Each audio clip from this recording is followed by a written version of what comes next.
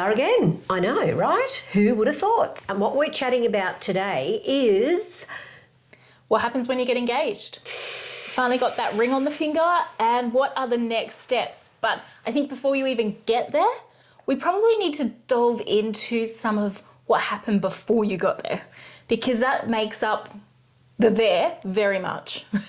That Hopefully makes that's sense. a lot of... That makes sense, yeah. Hopefully it does make sense. It does. It does in my mind. Good. So when you get engaged, or before you get engaged, what was the situation around that? And how did that look, and how did it make you feel? Where did it come about? And what was actually happening and going on? So I know I always bring it back to me and my relationship, because that's what I can relate to, and that's what I understand, is that when my now husband, but partner at the time, had met, as soon as we'd met, probably 2-3 weeks after being together, I knew that he was the person I wanted to marry and have babies with, and I was ready. And he was like, "Whoa, 2 weeks, calm down." Calm down. But that is quick. I know, very quick, right? But you knew. I knew, and look, I was right. Yeah. Just hello. Putting it out there. I'm not one to wait when I know something is exciting and happy. I don't want to wait for those moments. I want them to happen, and I want to create more of them. And so for him, I could see my future, and I could see where it was going to go, and I knew that he was the right person for me. So every time we went out to the shops, I'd drag him over to Michael Hill or Proud's window. I'd point out the rings that I like. You know, we'd talk through like that one. What maybe the proposal would look like. You know, like I did nag that poor man a lot. And that probably is why he dug his heels in too, because it took him 5 years 4 years actually, or 4.5 to propose. Yeah. So how did it feel for you when he did? Well, when he finally did, it was kind of like that anti-climax. It was like, yay, I'm engaged finally, I'm so excited. But I'm okay now. I've been asked. Okay. Because I wanted to be asked. That's all you needed, really. That's all I needed. And it wasn't in my mind then like, oh yeah, let's start planning or sorting it out. Part of me wanted to start planning and doing things, and parts of me started to do that organisation side of it. But essentially, I didn't really care what it looked like, felt like, or where it was, because You were engaged, and it's like, that's what I wanted. That's what I wanted. So would you have been happy if it didn't go any further? Than the engagement? Yeah, as long as you had the ring. No. Like, I was very... As long as you had the ring on. I don't mean it that way, but that's where you felt happy. Yeah, look, I was happy with the engagement ring, but I wanted to be married too, because to me, and we've spoken about this before, taking on my partner's name was very important to me. It was my identity, because I never really had that identity, and it was a way of me being connected to a family and having a family.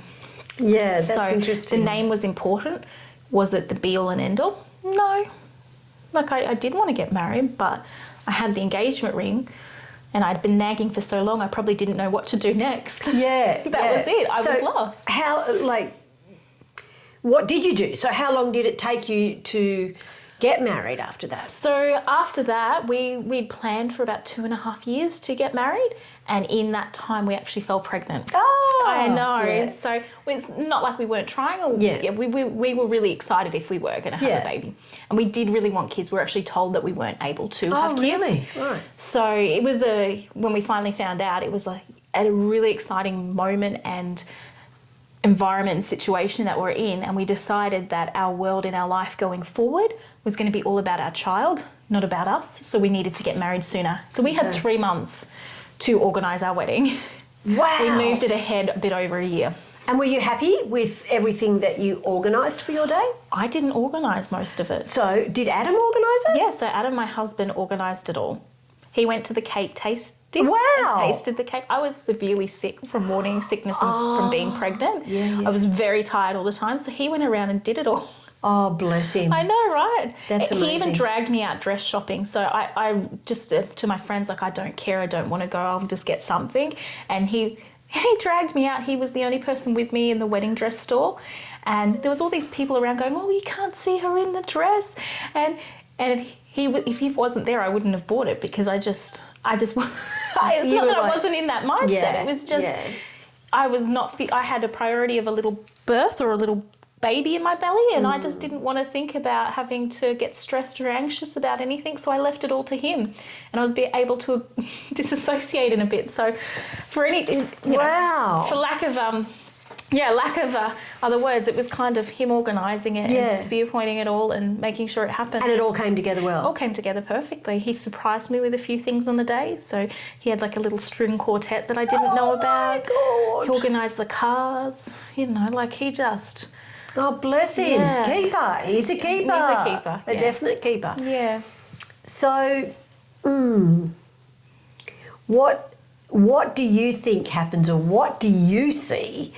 What do we see with a lot of brides? Oh, look, I think when I start having these conversations with couples, definite excitement about things.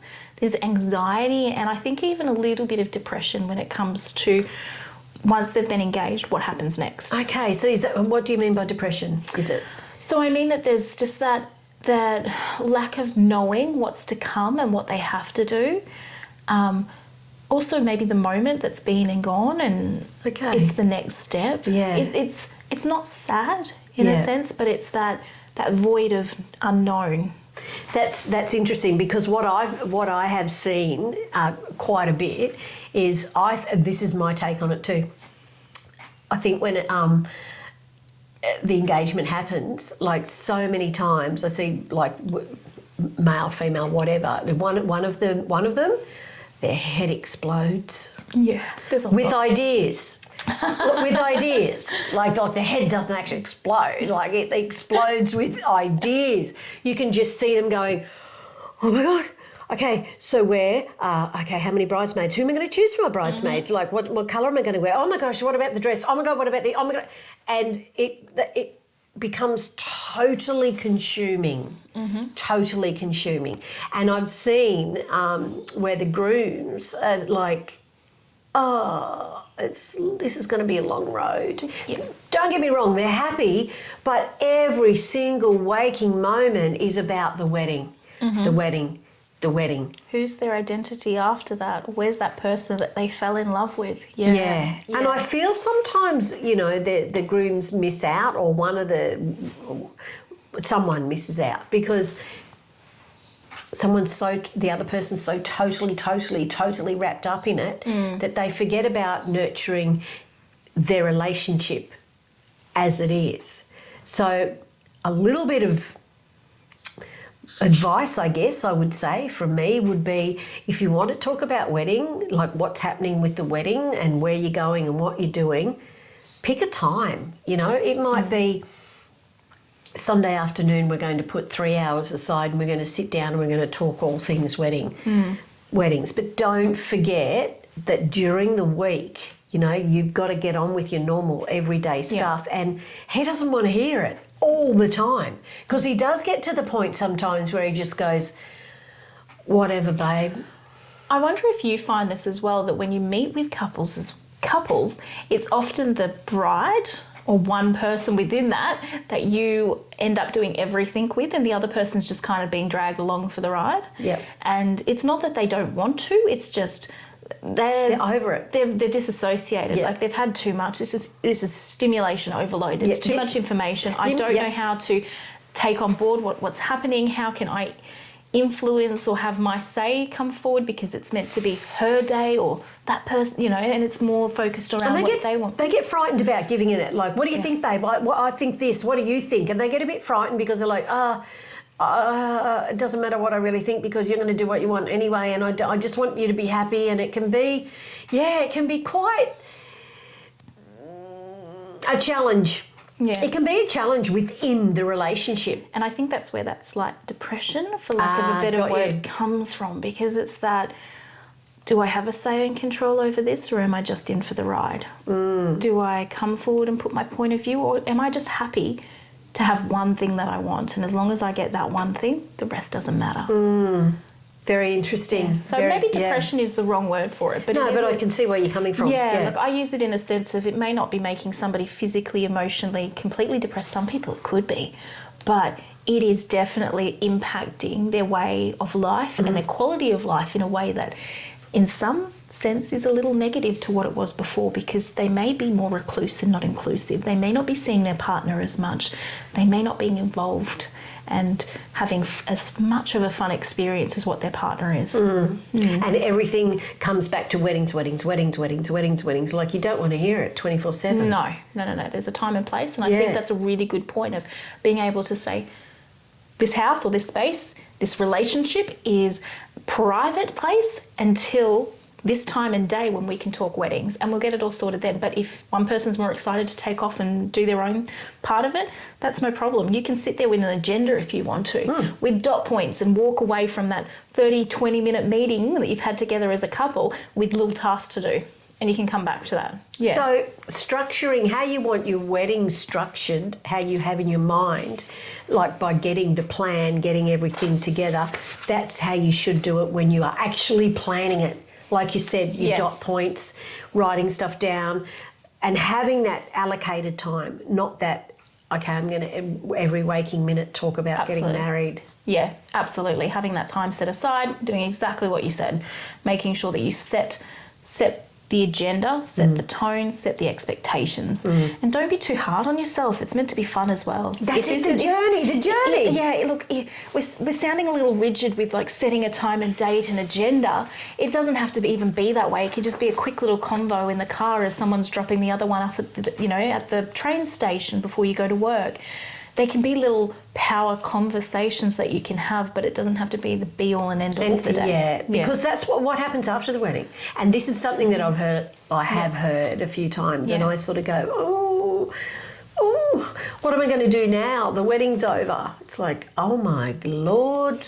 Yeah, I'll have so much more extra time, or I'll be able to... Yeah, and you'll be able to focus on your marriage. Yeah. A lot of the time I hear from couples who'll say, I'm going to set up my own business. I really enjoyed this. I now have all of the equipment to set up an event function. Like, believe me, there's more. No matter what you get into, there's more you've got to buy. But they have such a thrill from this experience, possibly more so than one side of the partner, that they want to go into setting up, designing, coordinating, to being a celebrant, to going on to being a part of this industry in a really exciting way. And it's nothing bad with that. Just make sure. But there's a lot. It doesn't just go, okay, I've organised my own wedding, so now I'm because there's so much more. Yeah, involved. There's a lot. Brilliant industry. Love the industry, but it's not as easy as that. No, there's a lot of things that come on board, from insurances to setting up websites to having your CRM, making sure you've got all the connections and the relationships. These things take time. They don't happen overnight. And just because you may have some equipment and everything, it may not be the stuff that every client wants. It may just be to your personal taste, which is maybe your market, which is no problem, but you need to have a really good awareness of what that market is and whether there is the need for what you're asking and wanting. Yeah, because it changes. That's the big thing. We talk about this. The industry is based on trends and changes. So from a few years ago, and it's still trickling down to this day, we see the boho look, which is very, very pared back with the colours. It's the muted tones. It's lots of whites with those sort of peachy oranges, and then it goes through to photography in that style and videography in that style. You've got your settings, the dresses, it's a whole look in itself. But then you come to today and to this day, and you see the new trend of colour. Oh, no, that's really coming back, isn't it? Colour is what is on trend at the moment. Left, right, it and is centre. vibrant, multicolours, not one colour, multicolours mixed together. It's that fun excitement. And it's a total different level from that boho. Yeah. And say you came in with equipment that you had left over because you bought it for your wedding, and it was all boho, and then boho's no longer in. Can you pivot that business in a way that's going to incorporate those other elements? Is there a demand still for boho that can still get you across to then create funds to then go on to buy further equipment that you then also need to house somewhere, you also need to transport somewhere, and possibly even look at staffing, because are you only going to do one wedding a day, or are you going to do multiple? Yeah. So it comes down to, it's not just one thing, it's a list of things. And you've had your own wedding venue before, so you would know this from a background in venue and hiring, and what that would look like, and how everyone's opinion and choices and Colour combinations is very different from one person to the next. Oh, and there's yeah. never a wedding that is exactly the same. Nope. No, that was huge learning.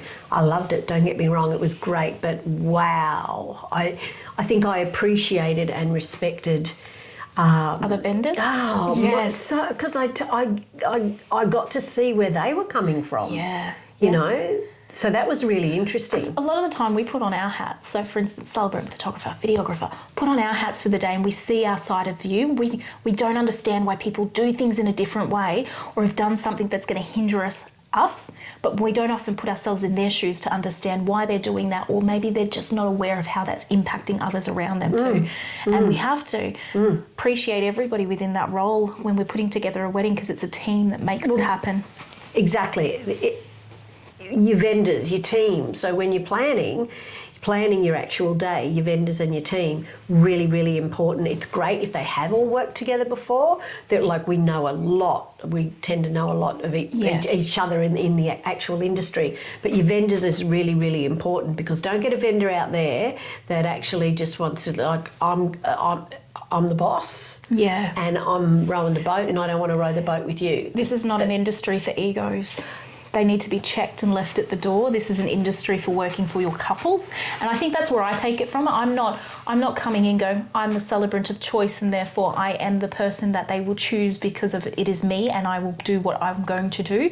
I come in going, what do you want your day to be? How do you envision it? And I have couples who will get on the tangent. I'm getting on the tangent. Couples who will talk about their wedding day from their point of view and how they envision it to see. And then I'll have other couples who will say, or talk to me from their guest's point of view.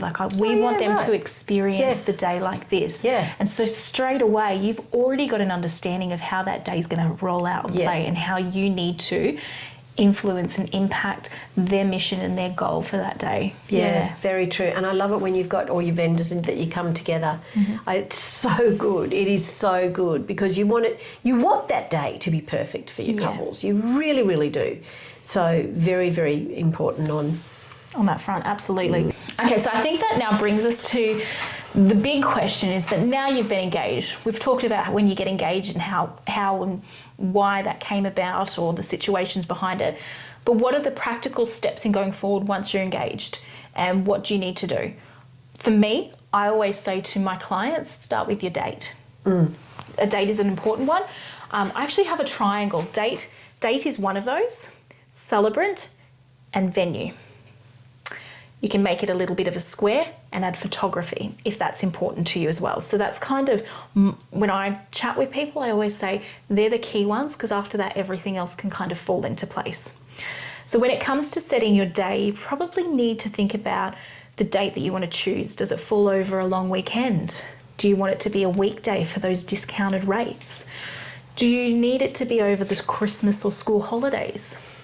Do you want to incorporate a part of a holiday or have it near a date that's important to you? So for instance, your anniversary or the first day that you said, I love you. Is there a special influencer that's going to impact that day? like summer, Summer, like winter. absolutely. So here in Queensland, summer is humid, it is hot, the sun goes down later, it comes up earlier. Are you wanting to wear suits? Is it the right attire for that time of year? Or is winter better for you? There are so many influencing factors when it comes to that date that you probably need to sit down and think about it. For me, ours was really on the spur of the moment when we got married, and it was kind of, we do it now or we wait a year and it'll be looking very different to what we thought and planned. So for us, it was about the time of year. We also wanted cool, which we liked because we were going to do it the year following in winter. Yeah. And we also, so hubby could wear a suit and I could wear a dress, and we weren't burning up for the day, because here in Queensland it will get very hot. It's hot. It's hot. February. Yes. But then you might go down south to Victoria and it's cold, so you might not want a wedding in the winter. Point. Yes. So it's very much influenced by that date. A few factors of venue location, the celebrant or vendors that you want, like photographer or even decorative vendors, and then that date. So that's the kind of that sort of triangle list that comes with it. And don't forget on that as well, one point is spring weddings. Spring weddings. They talk about a wedding season, which really up here, it's pretty much all year round, to be honest. Yeah. In Queensland, it's pretty much all year round. But if you're wanting a venue that you know, like, I really love that venue, it's amazing or whatever, you better get in and make sure you don't go thinking that you might be able to just book it for that year, because spring weddings, they go crazy. Yeah. So for us, September, October. Yep. That is crazy. they're busy. And if you have your heart set on somebody, so for instance, a photographer that you really need to have as a part of your wedding, you need to talk to them first. Absolutely. You need to talk to them and say, I've got these days in mind because these dates are what's going to be working for us. Yeah. Would any of those work for you? Yeah. And you need to have your must-have. So if they can't work with those lists, then you've got to look for somebody else. I have a lot of couples that they are, well, I think the brides nowadays, they are more organised really, because there's probably more choice as well. So, you know, like people inquiring about 2025. 2026, I went to an expo yesterday. Yes. 2026. 2026. It'll be here before we know it. People will be listening to this in 2026 going, what are they on about? Yeah, I know, because what are we, 2022? Wow. Three. Hello. Wow. Like, it's like 2022. No, that was so yesterday. 2023. But it's about being organised. Yeah, and organised. And some vendors will actually come back to you. So we had these conversations yesterday at the expo with other vendors that when couples were coming to them with 2026 dates, they had to say, this is a pricing guide of what we offer. Our guide, our prices 2026 will go up because our prices go up on, for instance, the 1st of January every year or the 1st of the new financial year. Yeah. And they were being really open and honest with couples. Some were saying, look, if you book us in right here and now, we will honour those prices for that date. Wow. Which that in this industry is really unique and special. So if someone's offering that, jump on it. Yeah. But they're being really honest that we don't know what's going to happen by that time. Inflation has gone up so much already. Who's not to say that it's going to be impacted by then? So a lot of vendors and a lot of people within this industry will come out and say, we are now taking bookings for 2024 and 2025. They won't go further than that. They will leave it at that. Leave it at that. I'm a little bit of an enigma. I will take it if they offer. So I've already got a couple 25 and 26. Yeah, right. Have you? Wow. Yeah, I do. So they're, that long process of knowing. I think I've got 2 for 25, none for 26 yet. Yeah. Brit, give time, give it time. And that's the thing. Yeah. But I'm very much so, if you book me now, these are the prices and I will honour them. So I am that sort of personality. I have done that, and I have to say, definitely, I do that, Yeah. But it just kind of puts you in a position where, we know that we've got work coming through and you know that you've got us too. Yeah, and it is nice. It's that whole, I've locked you in at that price and we're going to keep you, we're going to maintain that relationship, we like you and we want you. Yeah. So another thing to look at too is who do you invite? Who do you invite to your wedding? How do you decide that? So this is an interesting one too, because it comes down to that date and that venue. So venue's a big one, which is going to be our next one, I'm sure. So if you didn't want to invite too many people, why have the wedding in Australia? Oh, Maybe do a little elopement overseas or a quick little vow sesh here and then do something overseas that's just between the two of you. Yes. It doesn't have to be the day where you bring everybody together. I know so many couples feel very anxious about being on display and being the centre of attention, which is what their wedding is, and they don't want that. Yeah. So when we talk about guests, look, you might just have no choice. Your family is your family and they need to be there. Yeah. And that's fine, that's great. But you need to have a list too of the ones that you do. Your family is your family and they need to be there. So, okay, interesting this. A couple, when I had at Stella's, the venue, a couple that got married, it was just the two of them. And the photographer and videographer and myself. Yeah. So then they went to, I don't know, they jumped on a plane and went somewhere, whether it was Bali or I can't remember. Anyway, I ran into her probably about 2 months later because they were going to tell their family once they got to their honeymoon destination. Yeah. And I said, how did it all go? And she went, it didn't. Oh, no, it didn't stick. Yeah, and I said, no, what happened? She said, no, it didn't go well at all. My family was upset, his family was upset. And she said, but what I don't understand is, she said, my mum and dad eloped. Oh, and they wanted to be there. And she said that they eloped, so I thought they would have understood. She said, but they didn't. They really... Conversations. So... It's a hard one, because at the end of the day, I think it is what you want to do. You know, it is between two people. Yes, but it also comes with family, and you need to have that communication. So maybe you are eloping and that's not a problem, but let them know. Just have that little quick convo where, you know what, we're actually eloping. And but I think they wanted to avoid that. They didn't want it. Oh, we don't want to have that conversation. We don't want to talk about it. We just want to do it and go, hey, we eloped. I had a couple actually book me in for a wedding. They booked me in it's quite a few years ago, and then they sent me an email from, I can't remember where they went. Hey, Tan, it all got too much. Yeah. It all got too much for us, so we eloped.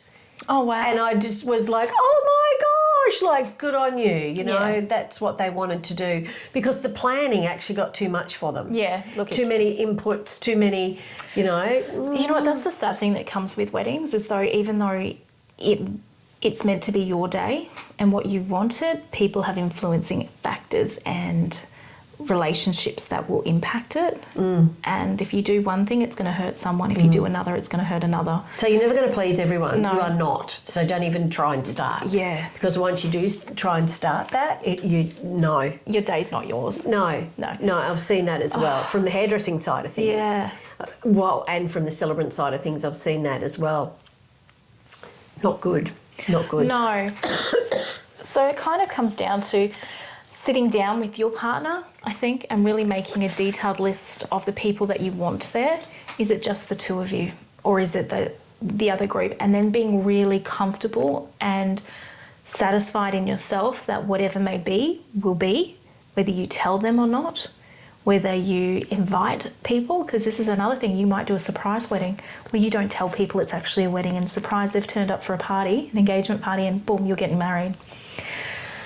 That's a good one too. Yeah, so it's how to resolve within yourself to know whatever's going to be based on what we want is going to be. It's so hard though. Yeah. Everyone's got something different, and everybody wants to have their 2 cents. And don't sort of say too much either. I say to my couples a lot, don't give too much away. Just keep it as a surprise. You know, like, oh, what colours? What colour are the girls' dresses? Oh, you'll have to wait and see. Yeah, because it's okay to be that mystery, that moment of mystery. You don't have to. Because everyone has an opinion. Everyone has an opinion when it comes to weddings. It's like, so just I'm not gonna. It's not going to say anything. Or what's being said in your ceremony? Oh no, sorry, we can't discuss that. So that's why I said, put it back on me. I don't mind. Oh, she's not sharing it with us. Yeah, a celebrant won't tell me. She's telling us nothing. We'll take the fall. Yeah, it's all good. And then I think it comes down to the next one is around the venues. So how to select your venue. Now, I think this really goes, I have to put this question onto you because you've had a venue before, a wedding venue. Yes. So how did you find couples came down to picking you or picking your venue? Like, were there influencing factors? What made it? Well, my venue was a little bit different, and I wanted it that way, unique, where I also didn't want to tread on any of the bigger venues' toes. Being a celebrant and being a preferred supplier in a lot of venues, I didn't want to upset them either. So what I chose was to do what wasn't really viable for them. So this was all, I think I started my venue in 2016, so COVID hadn't, come around. So mine was for more like small, intimate boutique weddings. Yeah. 40 people maximum. We only went through till 6:30 at the latest. So the biggest package that we had was a 4-hour package. It included 2.5 hours photography and videography. It included myself as the celebrant. It was all catered for, so big, beautiful platters of food would go around. Decorating was included as well. It was BYO. I think there was 6 or 8 bottles of champagne included in that. So it was more for the people that didn't want the big sit-down wedding, 50 people plus. They wanted something that was good price point wise. The view was phenomenal. It was phenomenal. Yeah. Phenomenal. It was, the view was From amazing. So for those that don't know, it was the hinterland overlooking down to the coast. The coast. To the water. It was stunning. So yeah, it was for those that didn't want to have the big wedding, that didn't want to have the bigger price point. Some of them would be like, okay, we've done the wedding, and then they went down and had all met up at the casino afterwards or something like that. So mine, I knew that I wasn't going to get people that were wanting to have that bigger wedding. And quite often I'd get asked, could you extend it to make it till 10 o'clock at night? Could you make it a sit down? It's like, well, no, because that's not what we're doing. Yeah. That was the line in the sand. That's what the other bigger venues are doing. Back to that clear expectation, communication and awareness. Yeah, absolutely. Exactly. Yeah. So very interesting, actually. That and we found our people. Our people found us. Yeah. They found the little hidden gem in the heart of the hinterland, and they'd come up and they'd sit down with me. And this was interesting. I had a couple come up one. It was a Saturday, and it was pouring with rain. It was the worst day. And I said, would you like to come up another time? And you can see it, when it's all in all its glory and the beautiful view. He said, no, this is the perfect time to see it. I said, oh, wow. He said, no, I want to see it. I want to see how it looks when it's raining. Yeah, because what if the day's raining? And trust me, that last year, I think it rained for the last 6 months we were there every day. That summer was just... Yeah. Honestly. But he came up and they both said, this is beautiful. It's beautiful. It's raining, but we're undercover. We can just see the coastline, and then so it was great. Yeah. And people either knew it was for them or it wasn't. Yeah. And that's fine. Yeah. So what would you recommend to someone who's just been engaged and now they're looking for their venue? What would you recommend that they do first? First, I'd think about, what do you want? Do you want sit down? Do you want cocktail style? Do you want more... late night party option, or just quick and easy, we're going to go home early? Yeah. All those things. And then you can start to... Once you've got an idea of how, then you can start looking at venues. Or, okay, you know what, that one would work. No, that's probably not going to work there. So there's no use in, like I said, the people that want the late night option and the party and they want to come to you. Wouldn't have worked. And I think even adding to that as well is that once you know what you want from your venue, there will be a venue in your price point. 100%. Now, saying that, there will be a venue in your price point. Points are always going to start somewhere. There's always going to be the higher end, there's always going to be the middle, and there's always going to be some of those that are down near the bottom part of those. Yeah. Is there going to be a free one unless it's your family's farm? No. Still then, it may not be a no. Yeah, exactly. Yeah. So keeping that in mind, a wedding is a wedding. You've got people that you need to pay and things that you need to do for that day. So look, there's going to be a price point for everyone. And that do-it-yourself, do-it-yourself wedding. It's great, but it's not, don't go thinking that it's like, it's just going to be easy and we're just going to do this and we're going to do that, because, think about it, if you just really do want to have that barbecue, is it just a barbecue, or did you want to end up having a high-end barbecue? Who's going to be serving the drinks? Who's going to be serving the drinks? Yeah. I find when you start talking about, sorry, this is tangent again, start talking about do-it-yourself weddings or having a lot of DIY elements within it, the first thing you need to think is, can you manage as a person on yourself to do it, or do you have a team or a support network around you who will not only rally around you but help? Or coordinate. So for me, do it yourself was not an option because I am a stress head. I am also somebody that is a perfectionist, and I'm also somebody that wants to do it myself. I don't want to give it to someone else to do. So even though my friends are amazing, I didn't want to put work onto them. I wanted them to have an experience that was ease, which meant my poor husband had to do all the legwork for that.